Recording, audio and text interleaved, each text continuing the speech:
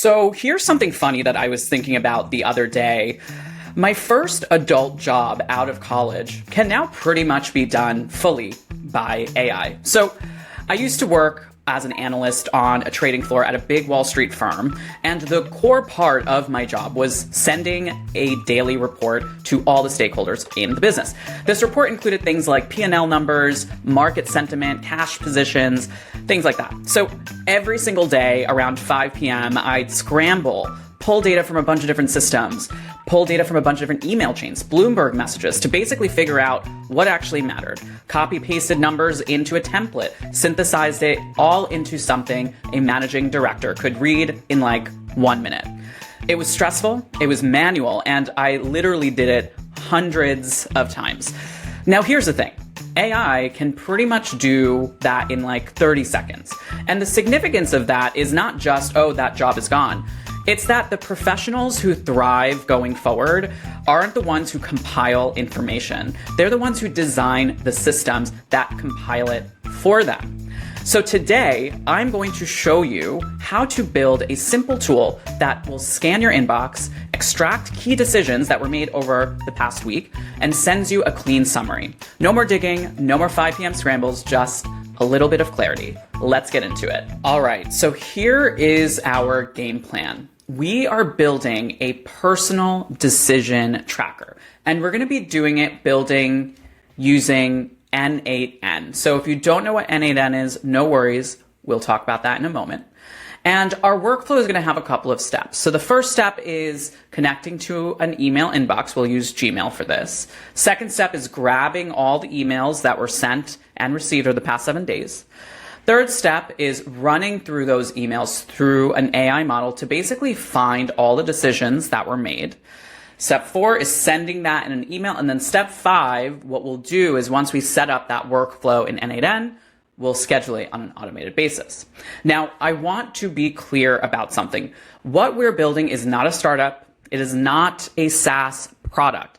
This is a personal tool built for yourself to give you an edge in how you operate. That distinction matters, and we'll talk about it why in a moment. Now, if you don't know me, my name is Sunny. I'm a serial founder now on my 4th startup. Also, I'm a former senior engineer at Bloomberg and Shopify, and currently an adjunct professor at Columbia Business School, where I teach tech. Listen, I've been building in tech for over 15 years, well before AI. And my goal for this video, and really for all my videos, is to help you make sense of all the things that are happening in the tech landscape right now, and to make all these AI tools more accessible to everyone. Let's get started with our first step. So before we jump into it, I want to take a moment to talk about the tool that we'll be using today, n8n. If you haven't heard of n8n, no worries. It's basically just a visual workflow automation platform. So think of it like Zapier, but way more powerful because it's agentic and really deeply integrated with AI. The way it works is you can connect different nodes together. Each node does one thing, like fetch emails or send to Claude or format a message. And you can basically drag them onto a canvas and connect them with lines, and boom, you've gotten a automated workflow. We'll take a look in a moment to see how it works. You don't actually need code, but what's cool is you could drop in code if you want more control. So it's kind of like the best of both worlds. But here's the reason why I love n8n for something like this. It's visual. So you can actually see your logic, which I think is very helpful for a lot of people. When something breaks, you can click on any one node and see what data is coming in and what data is going out. And plus, scheduling a workflow to run on a periodic basis like weekly is literally as trivial as a few clicks. All right, so let's dive into it. Okay, but before we get down to business, this is probably a good time to talk about what we are actually doing here, because the broader lesson is bigger than just building this automated email tool. Here's the deal. Modern work already happens in language. So that's emails, Slack messages, meeting notes, Google Docs. It's all text. The shift that's happening right now, though, is that language is becoming programmable. And what I mean by that is this. You can now take unstructured human communication and turn it into systems. Systems you can query, systems you can act on. This tool that we're building right now is taking messy email conversations and formalizing them into a decision log. That's what we're actually doing. And here's the deal. This isn't a technical leap anymore. It's a conceptual one. If you understand business context, if you know what matters in your work, you can now build leverage with AI. You don't need to be a developer. You just need to be someone who can identify what should be systematized. All right, let's get back to it. All right, so the first thing I'm gonna do is I'm gonna go to n8n and I'm gonna go ahead and create a new workflow. Clicking right here. So this is kind of like the canvas that I was talking about. It's just literally putting in nodes. Each node is represented with a box and connecting them. We need to do our first step. So once we are in production, once we are shipped, this will run automatically using some kind of scheduled job. But while we're testing, we're actually going to make this a manual trigger. So we're going to click this trigger manually. So that way, when I want to execute it, I simply click this execute workflow. But of course, there's nothing actually happening in this workflow. So this won't execute anything just yet. But just know that to kick this off, we have to click this button. The next thing I want to do is do my first step, which is grabbing all of the emails. So I'm going to click this and I'm going to search for Gmail. And what I'm going to do is click on Get Many Messages. So we're going to grab all the messages sent and received over the past 7 days. So the first thing is I need to create new email credentials, meaning I have to be able to connect to a specific inbox. So that's what we're going to do right now. Clicking here and clicking Create New Credentials. And I'm going to click this Sign In with Google. So that way I'm authorizing the connection here. I have a fake email inbox prepared for this. And yes, I want to allow n8n ongoing access, continue. Okay, great. And then I'm just going to name this so that I know which inbox it's connected to. Save. Okay, so now I'm going to go back, and now you see that it's now connected to Judy Darren, which is great. And remember, I don't want all of the messages in this inbox. I just want the ones from the past 7 days. So we're going to do received after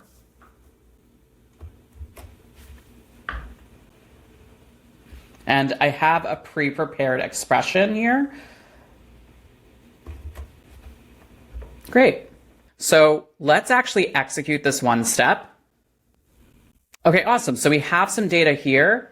This looks like the inbox that I've created. So what I'm going to do is I'm actually going to open up the Gmail inbox just so we have access to it. Again, this is my fake inbox for demonstration purposes only. So we see here my last email was basically just the authorization notice. And we see here that that is the first email we got. The second one, let's see. We see some articles here, and I believe that relates to some of these other ones. Yeah, this one right here. Cool. So we have successfully completed our first step, which is grabbing all the emails. So you can see here that we got 96 items. That's probably 96 messages. So we see that once this is clicked, then it goes here. It runs this node. And now we have 96 emails that get sent to the next step. So the next thing we need to do is run this through an AI model, but we need to do one other intermediary step. This is a common gotcha. Basically, here's the problem. It would not be efficient, nor would it be possible to send 96 separate items and separate calls to the AI. We actually want to aggregate them into one cohesive unit. So I'm going to go ahead and click this plus button to create a new node. And we're going to look for aggregate. And what this is going to do is it's going to aggregate all of these individual items into a single unit. So now we've taken this 96 and we've just put it all in one specific unit. And now we have all the emails embedded into this one unit. And now we can move on to our next step. Okay, so the next step is running this through AI. So what I'm going to do is I'm going to click this plus button and I'm going to click AI, and I'm actually going to click AI agent. So let's actually take a look at what this looks like. So this is the AI agent node. Looks a little bit different. It's larger than the other nodes, probably because there's more capability here. So with an AI agent, we have to select what is the model that we're going to use. In this case, I want to use probably just Anthropic here. We can just use Sonnet for now. We're going to leave the memory and tool blank right now. Don't worry about that for a second. And then what I'm going to do next is I'm actually going to input a prompt. I have to click this define below because I have a pre-prepared prompt that I'd like to use. So you are an expert executive assistant, an operations analyst, you're analyzing emails, this is the task, this is the roles, and most importantly, what I'm doing is I'm taking all of this data and embedding here. The reason why it's green is because it's going to take this data and inject that into what we send to the AI. So let's go ahead and execute that step. So while that's running, this probably is a good opportunity to talk about another broader point that I want to make. You know, everybody is looking for the best productivity app out there, or the best task manager, or maybe even the best email client. But here's my take on that. Best practices are designed for averages, but high-performing professionals don't work like averages. Off-the-shelf tools encode someone else's assumptions about how your work should flow. Their assumptions, not yours. What we're building here is a tool that fits how I think about decisions. Maybe your version would be a bit different. Maybe you care more about tracking commitments than decisions, or maybe you want to track questions that came up that never got answered. The point is, when building tools becomes this accessible, this easy, you actually don't have to force your brain to fit someone else's software. You can actually build software that fits your brain. And this is a significant shift. We are moving from tool followers to tool shapers. And honestly, that is a massive competitive advantage. All right, let's see what the AI has come back with. All right, so we can actually see the output here. The format is a little bit jumbled, but you can actually see that it is putting together some kind of evidence analysis, which is awesome. So that brings us to our next step, which is to actually put that in an email and send it to us. So I'm going to click this plus button to add another node. I'm going to select Gmail again. And in this case, instead of getting all the messages, I'm going to send a message. We'll still go with our Judy Darren message here. I don't want to use HTML. I'm just going to use plain text just to keep it simple. And now I want to put this here. I'm going to click on this, copy parameter path, and then I'm going to paste that here. Great. So what this green represents is kind of like the output, all the stuff that's here. So when I click this, you'll see that this is the result. And what I'm going to do is I'm going to execute the step, but we're still missing a very key piece of information, who this gets sent to. So it's getting sent from Judy Darren, but we'll also send it to Judy Darren. Okay, let's execute this. Oh, we also need a subject line. So let's say Decision Digest. Okay, so it says it was sent. Let's see if it's been sent. Okay, great. We just got the email from me, which is Judy Darren. And this is all of the decisions that were made. Customer communication, proactively notify customer about the delay. It also includes the evidence, actual direct quotes from the email. So this is awesome. So we just essentially put together the email digest, it gets sent out, and the next step will be scheduling this. So before we move on to our last and final step, I do want to make a second broader point that I would like you to sit with for a second. You know, most friction at work, it doesn't come from lack of effort. It actually comes from uncertainty. Who decided this? Was this approved, or is this blocked, or just waiting? Listen, I've been in enough organizations to know that most workplace confusion isn't actually about the work. It's about accountability. It's about nobody having a clear picture of what actually got decided and who owns it. So that's kind of why I'm super excited about a tool like this, because it's not like productivity theater. It's more tooling around clarity. Here's the thing. Everyone is moving super fast right now, and that's only going to increase in speed. AI has made execution super, super fast. But the scarce skill is clarity. It's knowing where things stand.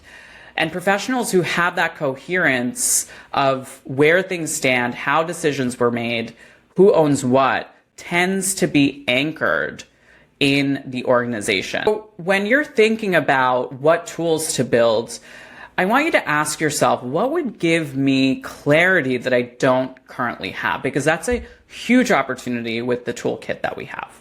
All right, let's move on to our last and final step. All right, so now we have set up the entire workflow and it works, which is really freaking amazing.